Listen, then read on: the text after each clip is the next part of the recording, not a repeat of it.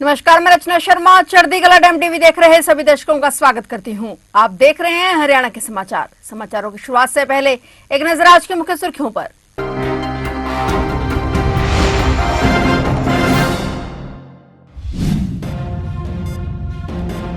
आज देश भर में मनाया जा रहा अंतर्राष्ट्रीय महिला दिवस। मुख्यमंत्री नैब सिंह सैनी ने दी अंतर्राष्ट्रीय महिला दिवस की बधाई। कहा, देश को आगे बढ़ाने में महिलाओं की महत्वपूर्ण भूमिका।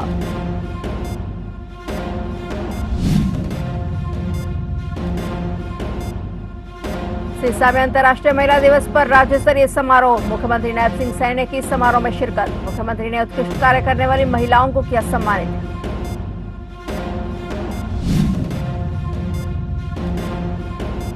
महिलाओं के सशक्तिकरण में मिसाल बनेगा हरियाणा। हरियाणा पुलिस विभाग में महिलाओं की बढ़ेगी भागीदारी। महिलाओं के लिए आरक्षण को 15 से बढ़ाकर किया 25%।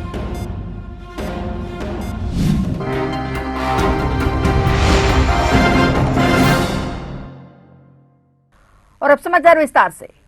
आज देश भर में अंतर्राष्ट्रीय महिला दिवस मनाया जा रहा है। तमाम नेताओं ने इस मौके पर देश भर की महिलाओं को शुभकामनाएं दी हैं। वहीं इस मौके पर हरियाणा के मुख्यमंत्री नैब सिंह सैनी ने अंतर्राष्ट्रीय महिला दिवस के अवसर पर सभी माताओं, बहनों और बेटियों को शुभकामनाएं दी। सीएम नैब सैनी ने कहा कि आपका आत्मविश्वास, संकल्प और समर्पण समाज और राष्ट्र को निरंतर नई प्रेरणा देता है। आप इसी तरह अपने सामर्थ्य और प्रतिभा से देश और समाज को आगे बढ़ाने में महत्वपूर्ण भूमिका निभाती रहें।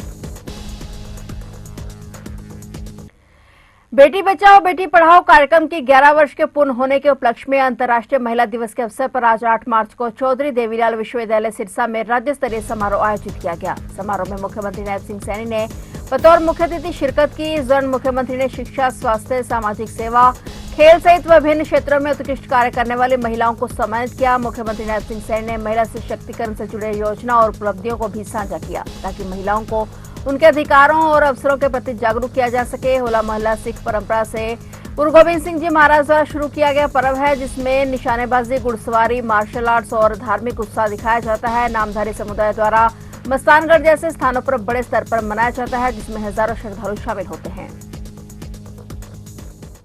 प्यारी साध संगत जीओ, सिरसा की इस पवित्र भूमि पे अनेक संतां ने समाज का मार्गदर्शन किया है। यही नहीं, 1507 ईस्वी में पहली पातशाही गुरु नानक देव जी के चरण इस पवित्र भूमि ते पड़े ने।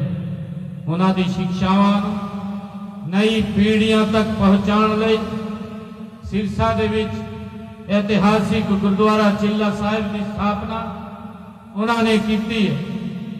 यहीं पर सिरसा दे विच बाबा सरसाई नाथ जी जैसे महान संत और नजदीकी इसी पवित्र भूमि के बाबा बुमन शाह, बाबा तारा जी क्या अनेक संत इस पवित्र भूमि के समाज को जीवन दी सच्ची राह दिखाने का इन्होंने काम किया है।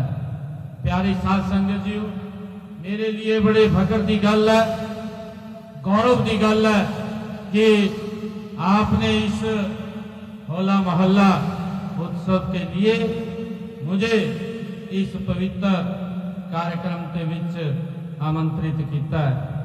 ये कार्यक्रम ये हमारी समृद्ध भारतीय संस्कृति, वीरता, आध्यात्मिकता और समाज सेवा का ये परंपरा का ये जीवंत प्रतीक है।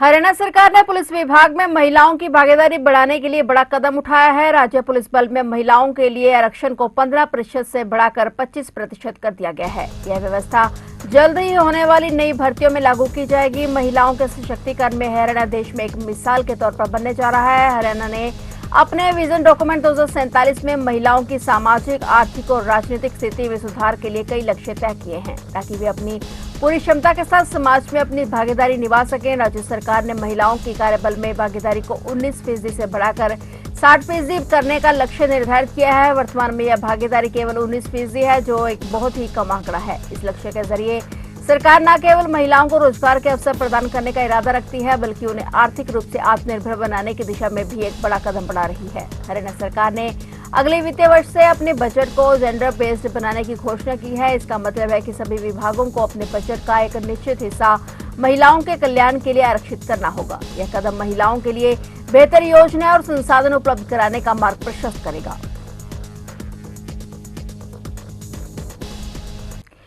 सोशल मीडिया इन्फ्लुएंसर ज्योति मल्होत्रा की मुश्किलें भी कम होती नजर नहीं आ रही हैं। ज्योति मल्होत्रा को पंजाब एवं हरियाणा हाईकोर्ट से बड़ा झटका लगा है। पंजाब एवं हरियाणा हाईकोर्ट ने सोशल मीडिया इन्फ्लुएंसर ज्योति मल्होत्रा की जमानत याचिका खारिज कर दी है। जासूसी गतिविधियों के आरोप में मई 2025 से जेल में बंद ज्योति ने अपनी रिहाई के लिए हाईकोर्ट का दरवाजा खटखटाया था। सभी पक्षों को सुनने के बाद जस्टिस सूर्य प्रताप सिंह ने राज्य सरकार को इस मामले में विस्तृत जवाब पेश करने का निर्देश दिया था। जवाब में सरकार ने जमानत याचिका पर विरोध दर्ज करवाया था। इसके बाद पंजाब एवं हरियाणा हाईकोर्ट ने सुनवाई के दौरान ज्योति मल्होत्रा को जमानत देने से इनकार कर दिया। ज्योति मल्होत्रा की जमानत याचिका कोर्ट ने खारिज कर दी।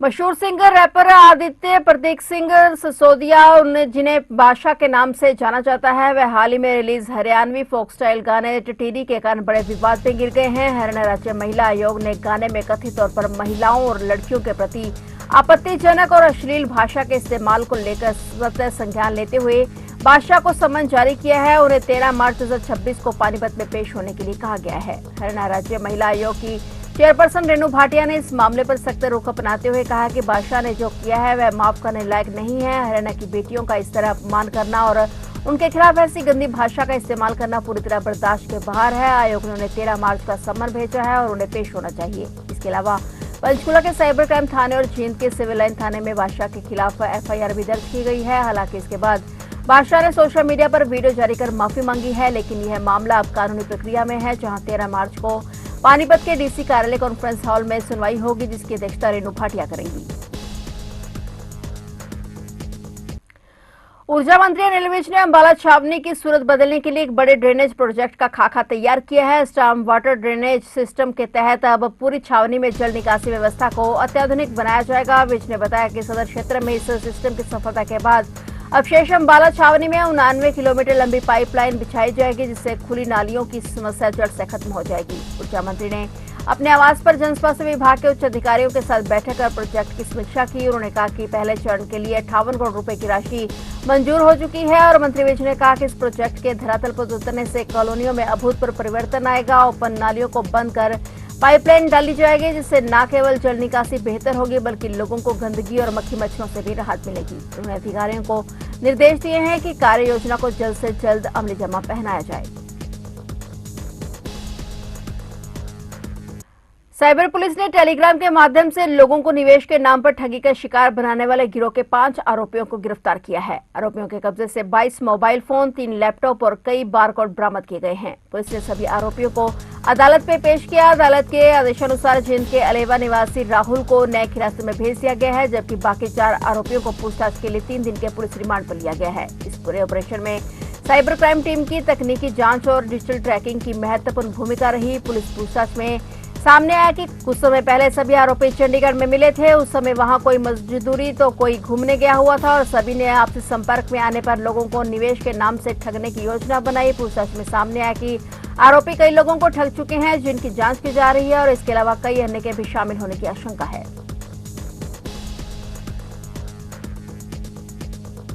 कुरुक्षेत्र में पुलिस ने नशा तस्करी के खिलाफ कार्रवाई तेज करते हुए गांधीनगर निवासी महिला पार्वती को 1 साल के लिए पाबंद कर जेल भेज दिया है। पुलिस ने यह कार्रवाई अवैध तस्करी की रोकथाम में NDPS एक्ट के तहत की है। साल 2022 के बाद जिला पुलिस की यह 7वीं ऐसी कार्रवाई बताई जा रही है। DSP जिला मुख्यालय सुनील कुमार ने बताया कि आरोपी पार्वती गांजा बेचने का काम करती थी और उसके खिलाफ थाना कृष्णा गेट, सिटी थानेसर और सदर थानेसर में NDPS एक्ट के तहत पहले से ही 5 मामले दर्ज हैं और इन मामलों में जमानत पर आने के बाद भी वह दोबारा नशा तस्करी में लिप्त हो जाती थी। DSP ने बताया कि बार-बार अपराध में शामिल होने के कारण पुलिस ने हरियाणा सरकार से पत्राचार कर कार्रवाई की अनुमति मांगी थी। सरकार से मंजूरी मिलने के बाद आरोपी महिला तस्कर को 1 साल के लिए पाबंद कर जेल भेज दिया गया है। इस कानून के तहत बार-बार नशा तस्करी करने वालों को बिना नया मामला दर्ज किए भी एक निर्धारित अवधि तक जेल में रखा जा सकता है।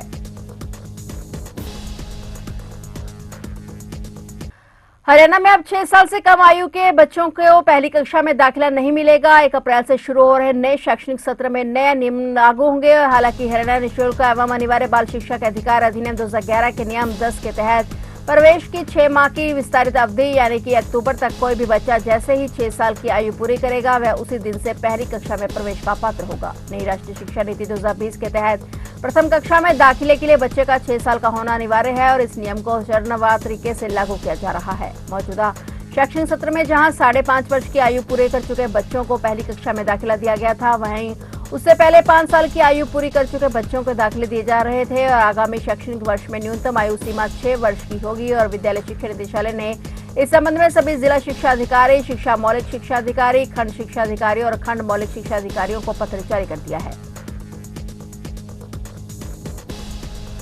तो आप देख रहे थे हरियाणा के समाचार और नए समाचारों के साथ फिर से हाजिर होंगे। तब तक के लिए देखते रहिए चढ़ती कला टाइम टीवी।